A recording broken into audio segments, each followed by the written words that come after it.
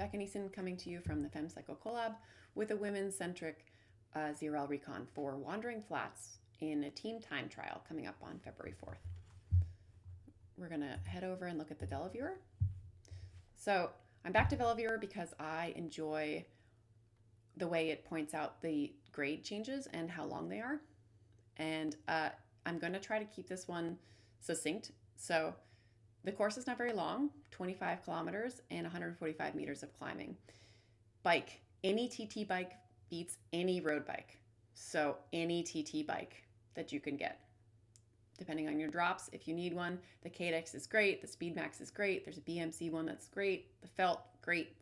Aero helmet costs you nothing, so slap that on. And also put on I Believe That We Will Win by Pitbull, and believe it. So as far as the course records, you see the Vienna Espresso team in 2022, so a long time ago with different pack dynamics, did it in just under 34, and the fastest Vienna Mocha, which could be a CD team, 37:46. Not a big difference between those, honestly. And that to me speaks to how little difference there's likely to be between your teams of 6. So if you can get a team of 6 out there, definitely do it. And we're going to go take a look at the course notes and talk about the most interesting parts of the course, which are the 2-kilometer downhill intro and the last 6 kilometers, essentially, which incorporates both a draggy climb with a pitchy point and a long downhill finish. So here's the course notes. Mine are the most complicated, I know, but it's because I like to have them in front of me when I'm racing, and so I know what's upcoming and I know how to refocus the team. So the start is a downhill start. This is one of those things that a lot of people don't think to push on the downhill, but there are a couple articles that have talked about it on the ZwiftInsider site. Jen Mraz's TTT tips was one of them, which talks about pushing on the downhill, and it can be hard, and it is especially hard for lightweight riders when you have wadier riders in the line.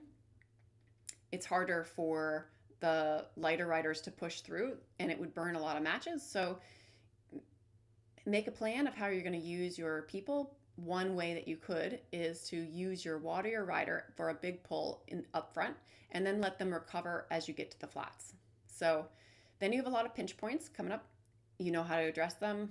Your first rider going over a gentle rise, if there's a descent following, is to push a little harder on the beginning part of the climb. And then your last rider in line will need to push over the cap in order to maintain their position in the draft. So going through the course, you've got a lot of pinch points, a lot of points where you might jostle, like the arcade and the alley sprint as you're going around a lot of corners. That messes with your draft, so it's just a point to refocus your team. Then as you get to 19.1 kilometers, you start to climb up to what is the biggest climb on course, which is about 2 kilometers of 3 sections of a climb. So there's an intro draggy piece, there's a short steep bit right after you pass the pens, and then there's a continued draggy climb for about 1 kilometer up to the village. So that everything is draftable other than those 36 meters at 7.7% in the middle. But that's just one of those, everyone hit it, or you can have your punchers punch through the back and try to drag everyone up, but don't gap. So when you gap, you're not helping anyone if you're off the front. And if you're off the back, people have to wait for you. So try not to be either place. Leave your mics open. Everyone likes to hear the heavy breathing. Don't worry. It's a spot to continually communicate, right? I'm falling back. I might gap, or have a plan in advance if you think someone might struggle to drop a rider here. I always like to keep 5 riders at least, because you never know when someone's going to have a dropout. Once you get to the top, there's also about 3 kilometers of a draggy descent. And that is a place not to rest and to tell your legs to shut up and just keep pushing,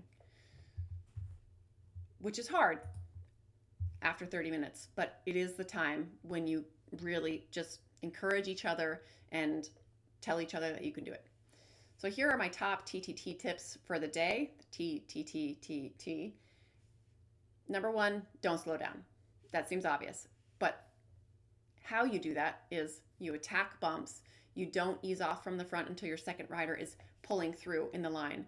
And you anticipate bunching on corners, and you're flexible with your rotations. Don't drop riders unintentionally if you can help it. So, recovering riders takes time and energy. So, if you know someone's going to struggle, they had a big race on the weekend, or they're not feeling well, or anything, either say that you're going to drop them ahead of time or make a plan for when you will drop riders. Remember to draft. So if your avatar is not behind the woman in front of you, you are not getting efficient draft. And you can either speed up or slow down. If you slow down a little, your avatar should slot in behind the rider. If you speed up, you should accelerate past them to the rider in front. But if your avatar is still off to the side, you're not drafting efficiently. And by not drafting efficiently, you're not getting sufficient rest so that when you get to the front, it is harder for you to go that much over your threshold. Find a DS or a road captain if you can. That makes a big difference in focusing the team, in knowing when those pinch points are coming up, and in knowing how to respond to gaps. Somebody calling gaps is really important, and a road captain or a DS can make a big difference in making sure that you don't have to slow down on the front to recover riders. Lastly, don't forget to change your bike to a TTT bike, like I did on Thursday, and get dropped nearly immediately. Let me tell you, road bikes cannot keep up with TT bikes unless you're a goddess. So, good luck on Tuesday. Go be magical unicorns, believe in each other, and have fun.